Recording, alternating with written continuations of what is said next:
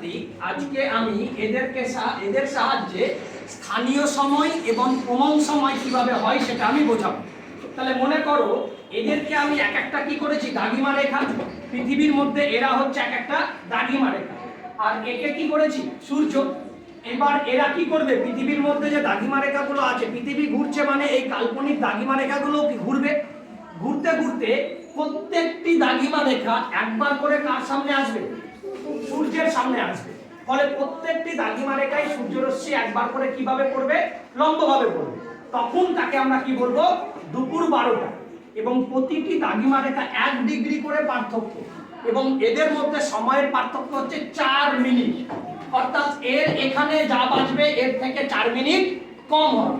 এইভাবে দেখবা এবার এরা আস্তে আস্তে ঘুরবে। ঘোরো তোমরা, আস্তে আস্তে ঘুরো। ঘুরছো, দেখো এরা ঘুরছে। ঘুরতে ঘুরতে ঘুরতে ঘুরতে ঘোরো, ঘুরে যাও ঘুরে যাও, থামবা না। ঘুরতে ঘুরতে ঘুরতে ঘুরতে দেখো এলো তো। তাহলে এই দাগিমা রেখাটা কার সামনে এলো, সূর্যের সামনে।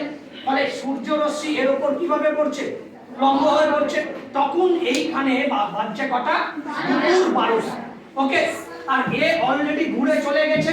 আর এদের মধ্যে সময়ের পার্থক্য কত, 4 মিনিট। তাহলে এখানে যদি 12টা হয়, এখানে কটা, 12টা 4, তাহলে এখানে কটা হবে, 11টা 56। আবার ঘোরো, আস্তে আস্তে ঘোরো। দেখো ঘুরতে ঘুরতে ওই দিকে চলে গেল। আবার এই দাগিমা রেখাটা কার সামনে এলো, সূর্যের সামনে। ফলে দেখা যাচ্ছে প্রতিটি দাগিমা রেখায় একবার করে কার সামনে আসছে। ফলে প্রতিটা দাগিমা রেখায় একবার করে কি বাজছে, 12টা বাজছে, তাই না?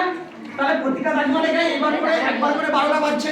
কিন্তু এইভাবে যদি হয় তাহলে আমাদের একটা সমস্যা হবে। কেমন সমস্যা, এখানে যখন এটা মনে করো এবার একটাই দেশ, ভারতবর্ষ। ওকে, ভারতবর্ষে এখন আমার ঘড়িতে বাজে 2:35। তার মানে গোটা ভারতবর্ষে কটা বাজে এখন, 2:35। কিন্তু এই অনুযায়ী যদি আমরা চলি তাহলে এখানে বাজছে 12টা, এখানে বাজছে 11:56, এখানে বাজছে 11:52। তাহলে ভারতবর্ষের এক এক জায়গায় যদি এক এক রকম সময় হয় তাহলে আমরা সময়কে ঠিকভাবে অ্যাডজাস্ট করতে পারবো না। ধরো স্কুল আসবে,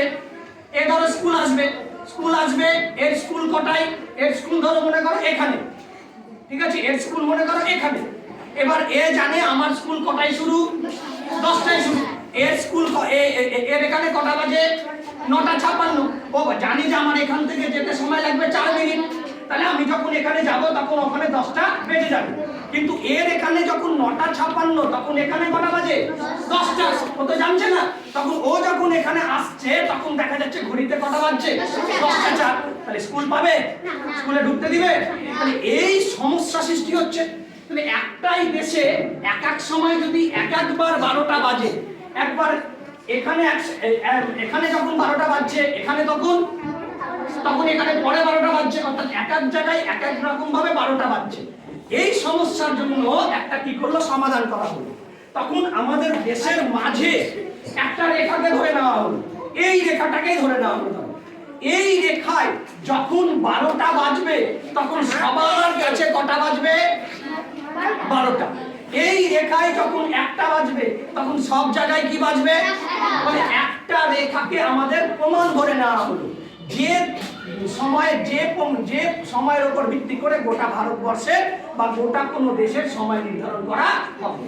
তাহলে ঘুরতে ঘুরতে ঘুরতে ঘুরতে ঘুরতে একবার ঘোর, আস্তে আস্তে ঘোর, আর একটু জোরে ঘোরো। ঘুরতে ঘুরতে এরা ঘুরছে। তাহলে এক এক জায়গায় এক এক সময় 12টা হচ্ছে এই নিয়মে। এবার ঘুরতে ঘুরতে ঘুরতে ঘুরতে ঘুরতে যখন এই রেখাটা, অর্থাৎ এই রেখা সমস্ত রেখাগুলোর মধ্যে আছে, এই রেখাটা যখন সূর্যের সামনে এলো তখন এখানে কটা বাজলো, তখন গোটা ভারতবর্ষের সময় কটা হলো। এইভাবে আমরা স্থানীয় সময় এবং প্রমাণ সময় নির্ধারণ করছি। ওকে, থ্যাংক ইউ।